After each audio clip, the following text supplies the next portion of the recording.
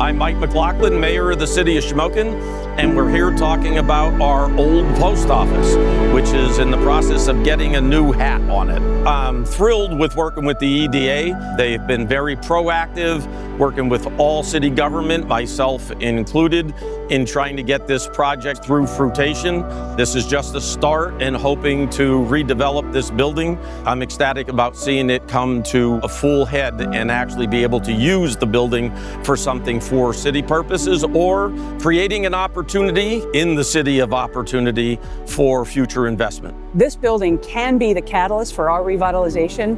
We want you to take advantage of that and really bring this into what it can be. The building used to be a post office, but now we're looking for the next big thing. And again, this particular building on this very busy street, right through a state route through our city, what can we implement into this building to make it really effective and prominent for our city? So grants like this that we got for this building, you apply for a grant for a specific project, and that's all you can use the grant for.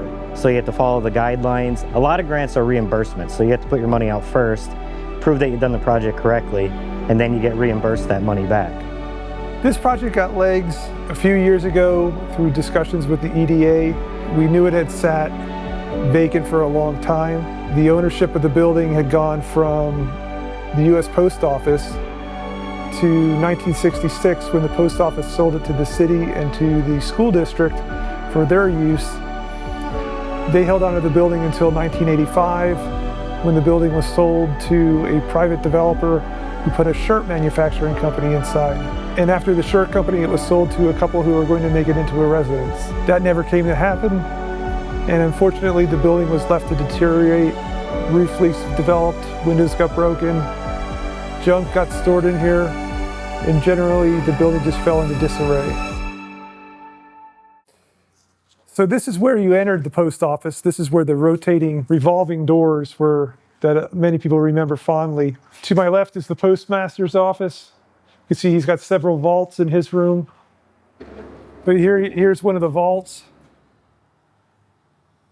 And we're standing in the main entryway of the post office. So right behind you were more counter space. In architectural terms, this hallway is called an arcade. And this could be something cool. This could be an awesome space. You can see the intricate detail on the plaster of the ceiling. Directly behind us is where the post office boxes were, where you would access your mail, whether with a key or a combination. And just found out from Justin that In the Fun Zone building downtown, there's large mailboxes in the front door, and they look like they possibly came from here. It'd be nice to bring them back home. the way the post office is structured is we have the mail sorting room where postmen would sort mail to the individual users, receive mail in.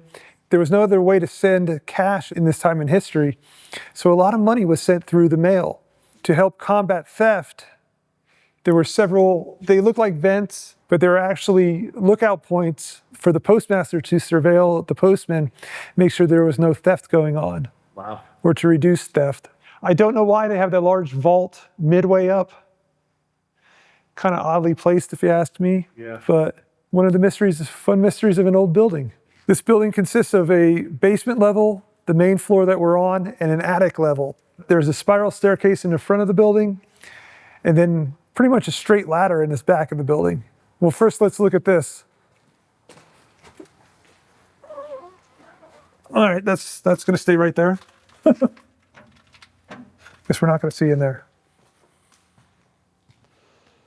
Trying to remember where the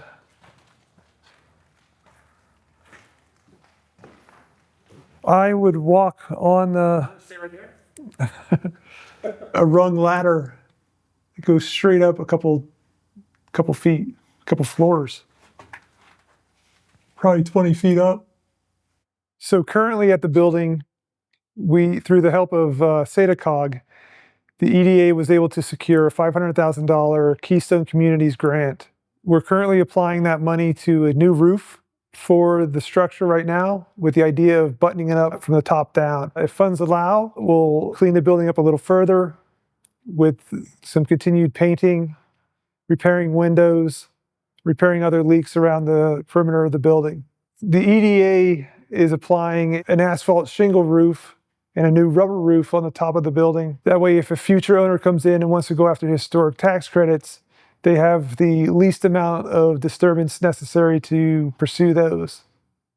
The role of the EDA within the Shamokin area is to be a catalyst and to spark business interest, economic development, investment into the city to not only bring businesses and commerce and drive commerce here in the city, but also to spark investment, to get people to buy the buildings, to preserve the buildings, to do something with them, to improve upon not only the buildings from a business standpoint, but to bring them back to life, to renovate them, to restore them, and maintain the rich cultural history that exists here in Shamokin. The pain points of getting things done is the cost of it. So a building like this, it seems like just a building, but the craftsmanship, the hands-on work that went into it, it's a dying trade, and it costs a lot of money to find someone to fix it up that way. Why is this important to me? This is a step in the right direction compared to where we've been going. We've lost so much of the historic architecture in Shamokin, and some people just don't seem to care. This is a step in the right direction. I applaud the EDA for taking the bull by the horns and working to try to work in the preservation direction instead of demolition. If the question was why save this building, it's because it's beautiful. They don't build them like this anymore. The craftsmanship isn't there. It's very hard to find new craftsmen that could repeat this kind of work. It's a landmark. It gets looked over now because it's so dirty and deteriorated. But I think underneath that dirt is really a piece of gold in the city, a diamond in the city. That could be something really special.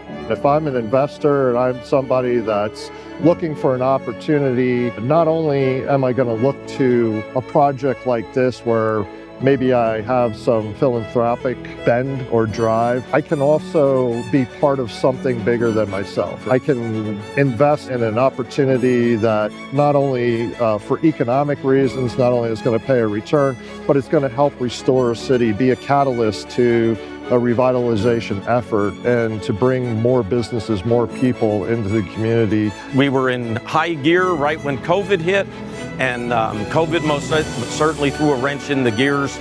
Now we're getting back on the ladder. I literally think we fell off the ladder for a while, and now we're working our way back up the steps. So I'd say we're probably on rung number 3 of 10, if there is a way to measure it. And we're going up steadily with good leadership and good support from all of our boards. We can get there quickly.